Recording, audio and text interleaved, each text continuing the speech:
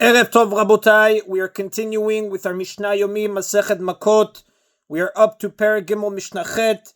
Today's Mishnayot should be Le'ilui Nishmat Neria ben Svetlana Ranbai Eliyahu ben Burcha Israelov Chana bad Miriam Sason ben Ryan Yoshua ben Shifra Menuchatam began Eden Amen and Abdil ben Chaim lechaim v'derefua shelemav Daniel Shalom ben Rosa betoch shah Cholei Israel and Achlama Merav Binyamin Od Zion Chai ben Dvorah. The same law applies to the other prohibitions forbidden to a Nazir, becoming tameh from a corpse and cutting his hair. Haya mitameh lemetim kol hayom eno chayav ela achat.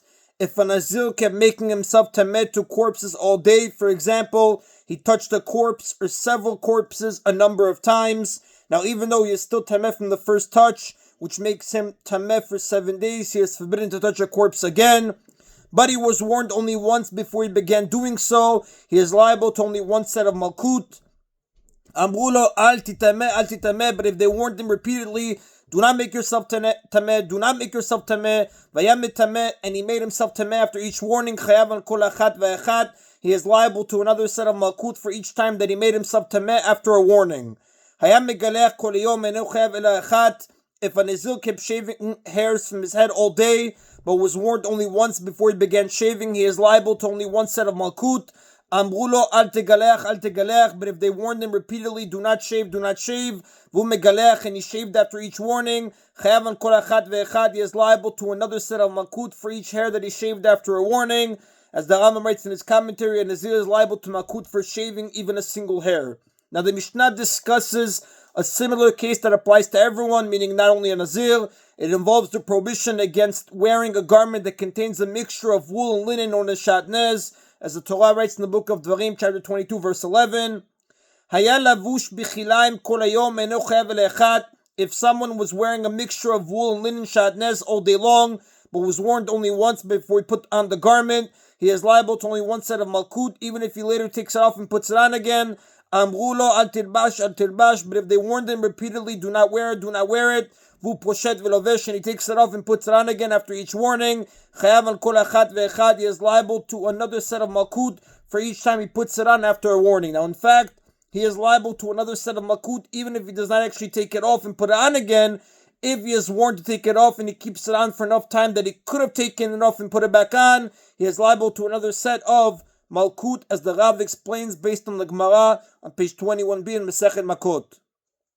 Now the Mishnah's law applies to all prohibitions. For example, a person who eats forbidden food, if he is warned once, he is given only one set of Makkot no matter how much he eats. But if he is warned several times, he is given another set of Makkot for each time he eats after being warned.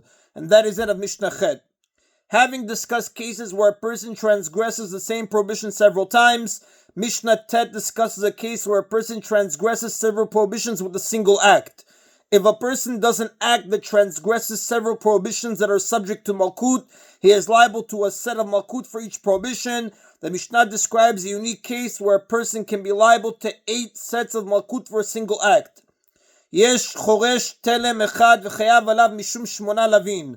There is a case where a person can plow a single groove in a field and be liable to 8 sets of Makkot because of that act, since he transgresses 8 prohibitions as he plows as follows, provided he is warned about each prohibition. HaChoresh b'shov ha'chamor, 1. He plows using an ox and a donkey to pull the plow together, violating the prohibition in the book of Dvarim, chapter 22, verse 10, against working with animals from 2 different species together.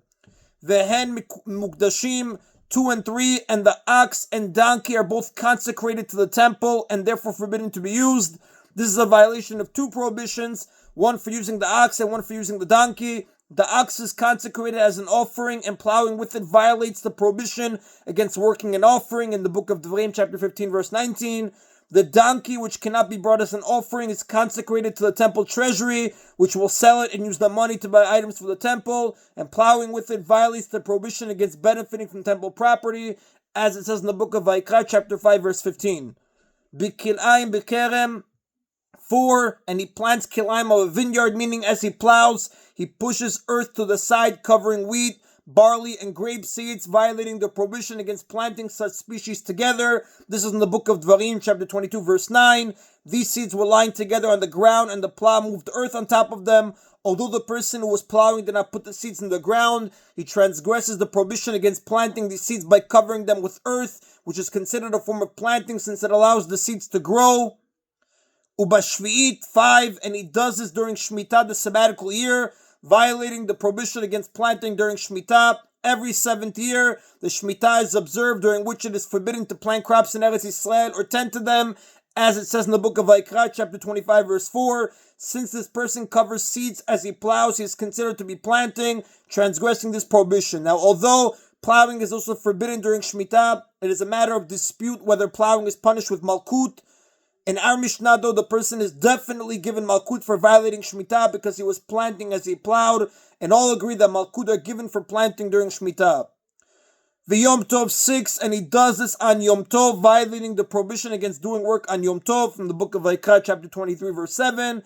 The Kohen v'Nazir bebet Tumah 7 and 8, and he is both a Kohen and a Nazir, and plows in a place where there is Tumah from a corpse, meaning in a cemetery, for example, violating the prohibitions for a Kohen and Nazir to become Tameh from a corpse. This is the book of Vayikra, chapter 21, verse 1, and Bamidbar, chapter 6, verse 6. Now, the Mishnah does not give an example of someone who plows on Shabbat, because desecrating Shabbat is punished with the death penalty and now with Malkut.